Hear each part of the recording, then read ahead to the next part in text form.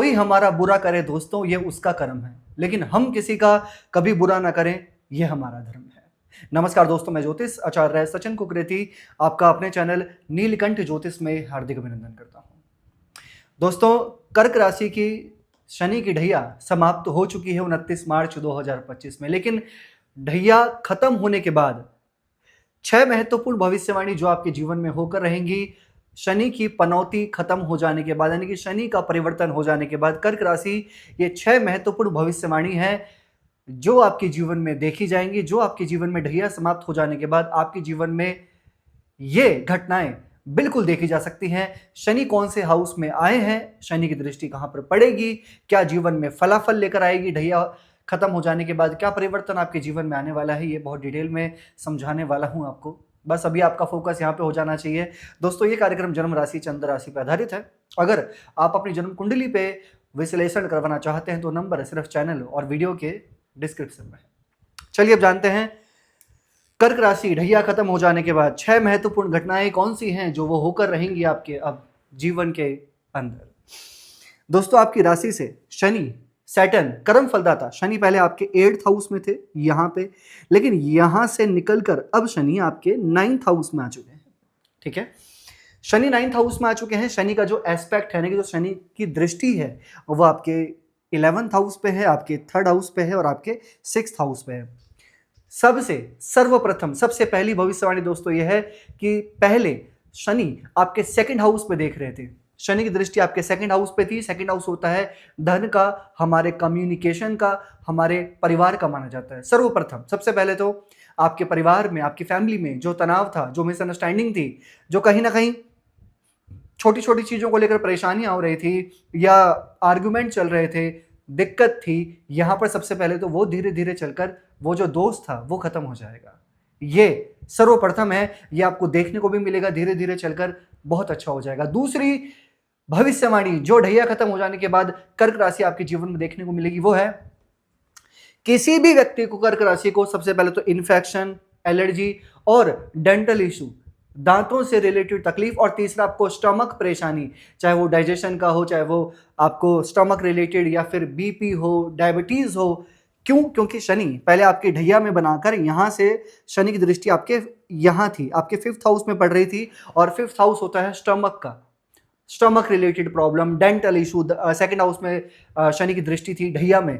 ये ढैया एंड हो जाने के बाद आपको दांतों से रिलेटेड तकलीफ, इन्फेक्शन, एलर्जी या फिर स्टमक प्रॉब्लम, वो सब चीजें भी यहां पर ठीक होती जाएंगी। ये कहीं ना कहीं बदलाव ढैया एंड हो जाने के बाद अब धीरे धीरे आपको इस साल देखने को जरूर मिल जाएगा। तीसरी महत्वपूर्ण घटना जो ढैया खत्म हो जाने के बाद आपको देखने को मिल सकती है, शनि की दृष्टि आपके 11th हाउस में पड़ेगी और आपके 3rd हाउस में पड़ेगी। यहां पर कोई भी व्यक्ति अगर ट्रांसपोर्टेशन का काम करते हैं, ट्रैवलिंग का काम करते हैं, मार्केटिंग का काम करते हैं, या अगर आप फॉरेन में हैं, विदेश में हैं और फॉरेन में कुछ भी आप ट्रैवलिंग से जुड़कर काम करते हैं, या फिर ऑनलाइन कोई भी ऐसा मार्केट से जुड़कर काम करते हैं, तो वहां पर आपको कहीं ना कहीं कहते हैं ना कि कुछ ग्रोथ मिलेगा, फाइनेंशियली प्रॉफिट वहां पर आपको देखने को मिल सकता है, कहीं ना कहीं बेटरमेंट आपको देखने को मिल सकता है, और ऑनलाइन काम में भी फायदा अभी आपको यहां पर देखने को जरूर मिलेगा, निश्चित यहां पर मुझे दिखाई दे रहा है। ठीक है, चौथी महत्वपूर्ण घटना दोस्तों यह है, सबसे पहले शनि की ढैया जब स्टार्ट होती है ना, 2.5 साल इससे पहले जब शनि की ढैया थी, सबसे पहले तो मानसिक तनाव होता है, क्योंकि जब चंद्रमा से शनि अष्टम में आते हैं, ओवर थिंकिंग, और कहते हैं ना कि मन सो जा तक, बुद्धि भ्रष्ट होना। जब इंसान की बुद्धि भ्रष्ट होती है ना दोस्तों, तो इंसान कुछ भी सोचता है, कुछ भी करता है, कुछ भी मन में आता है और कुछ भी करता चला जाता है, क्योंकि हमारा मन ही है सब कुछ। जो हमारे मन में जैसी एनर्जी हमें फील होती है, जैसी एनर्जी को हम एक्सेप्ट कर लेते हैं और वही चीजें हम अपनी लाइफ में करते रहते हैं। राइट? तो चौथी घटना यह है कि शनि की ढैया में जिस व्यक्ति की जन्म कुंडली में शनि खराब थे, जिन व्यक्तियों की जन्म कुंडली में शनि नीच के थे और उनका जो माइंड है वो स्टक था, वो होल्ड था, उनके कोई काम नहीं बन पा रहे थे शनि की ढैया में, या वो जो काम करना चाहते थे वो काम ना छोड़कर वो कुछ कहते हैं ना कि गैर परंपरावादी कार्य में फंसे हुए थे, चाहे वो ड्रिंक करना हो, ऐसे दोस्तों के साथ में इन्वॉल्व होना हो, गलत कार्य में फंसना हो, या बहुत ज्यादा मेंटली टॉर्चर। यहां से भी शनि की ढैया खत्म हो जाने के बाद, मैं ये नहीं कह रहा कि सभी कर्क राशि वाले मेंटली टॉर्चर थे, लेकिन जो थे उनके जीवन में भी यहां पर चेंजेस देखने को आपको जरूर मिलेंगे। शनि की ढैया खत्म हो जाने के बाद, खत्म हो चुकी है, अभी आप निश्चित चेंज जरूर देखेंगे। पांचवी महत्वपूर्ण घटना जो आपके जीवन में अभी देखी जाएगी, शनि की दृष्टि आपके छठे घर पर पड़ेगी। अब 11th में, थर्ड में, छठे घर में, छठे घर में शनि की दृष्टि पड़ने का मतलब है कि यह घटना होकर रहेगी अगर कोई कर्क राशि वाले व्यक्ति लोन कहीं पर सोच रहे थे कि मैं कोई होम लोन लेना चाहते थे, गाड़ी को लेकर लेना चाहते थे, कोई ऐसी चीजें परचेज करना चाहते थे, चाहे वो कोई प्रॉपर्टी हो, चाहे फिर वो कोई गाड़ी हो, चाहे फिर वो कोई सामान हो जो काफी टाइम से आप सोच रहे थे कर्क राशि वाले व्यक्ति, लेकिन आप उन चीजों को पूरा नहीं कर पा रहे थे। यहां पर आप उन चीजों को पूरा करेंगे, निश्चित आपको लोन भी आसानी से मिल जाएगा, चाहे वो प्रॉपर्टी को लेकर हो, चाहे वो किसी भी चीजों को लेकर हो, लेकिन आप परेशान थे उन चीजों को लेकर तो हो जाएगा। लेकिन एक चीज और भी मैं यहां पर कहूंगा, शनि की ढैया खत्म, बहुत सारी रिस्पॉन्सिबिलिटी थी, बहुत काम था, लेकिन उसका रिजल्ट बहुत कम था, बहुत वीक था। यहां पर उन चीजों से बाहर निकलेंगे आप। लेकिन अभी भी मैं आपको एक चीज कहूंगा, शनि की दृष्टि छठे घर पर है, शत्रुता में आपको नहीं पड़ना, ठीक है। कहीं पर पॉलिटिक्स चल रही है आपके वर्किंग प्लेस पे, आपको उन चक्रों में नहीं पड़ना, बिल्कुल भी नहीं पड़ना है आपको, ये ध्यान रखना इस चीज का, क्योंकि शनिदेव की दृष्टि छठे घर पर है। हिडन शत्रु, हिडन एनिमी अभी भी देखे जा सकते हैं, लेकिन उनको आप बिल्कुल ही अवॉइड कीजिए, बिल्कुल इग्नोर करिए, तो आपके लिए बहुत अच्छा हो जाएगा, ठीक है।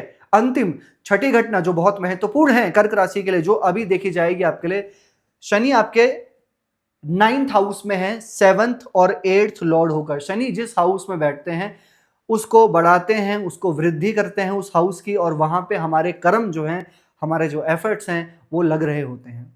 अब 9th हाउस होता है धर्म का, 9th हाउस को धर्म, स्पिरिचुअलिटी का माना जाता है, लक का होता है, भाग्य स्थान का होता है 9th हाउस, ठीक है। सबसे पहले यहां पर आपके स्पिरिचुअल ट्रैवल होंगे, आपके लॉन्ग ट्रैवल होंगे, ठीक है। यहां पर आपके जो लाइफ पार्टनर है उनके करियर में, या फिर उनके भाग्य में, उनके पर्सनल लाइफ में, उनके प्रोफेशनल लाइफ में कहीं ना कहीं कुछ परिवर्तन होने की पॉसिबिलिटी अभी दिखाई दे सकती है। या फिर आपके जो लाइफ पार्टनर है वो कुछ ना कुछ करते हुए देखे जाएंगे, कुछ चेंज कर सकते हैं अपने करियर में, कुछ ऐड ऑन कर सकते हैं अपने करियर में, कुछ परिवर्तन ला सकते हैं अपने पर्सनल और प्रोफेशनल लाइफ में आपके जो लाइफ पार्टनर हैं। और आप कोई लॉन्ग ट्रैवल करेंगे ये ढैया खत्म हो जाने के बाद, स्पिरिचुअल ट्रैवल भी करेंगे, और कुछ ना कुछ शुभ कार्य, मांगलिक कार्य, कुछ ना कुछ अपने घर परिवार में ऐसे स्पिरिचुअल चीजें आप करते हुए देखे जाएंगे, यहां पर पूरा दिखाई दे रहा है। और कुछ एक्स्ट्रा इनकम ऑफ सोर्स के बारे में भी सोचेंगे, चाहे फिर वो कोई पार्टनरशिप हो, चाहे फिर वो किसी के साथ में कोई जुड़ना हो, कुछ ना कुछ एक्स्ट्रा चीजें सीखना हो, हायर एजुकेशन करना हो, उच्च शिक्षा की प्राप्ति हो, कोई कोचिंग, कोई क्लासेस को ज्वाइन करना हो, ये भी कर्क राशि वाले व्यक्ति अभी कर सकते हैं ढैया खत्म हो जाने के बाद। ये बताया दोस्तों कि ढैया खत्म हो जाने के बाद क्या भविष्यवाणी है जो आपके जीवन में होकर रहेंगी।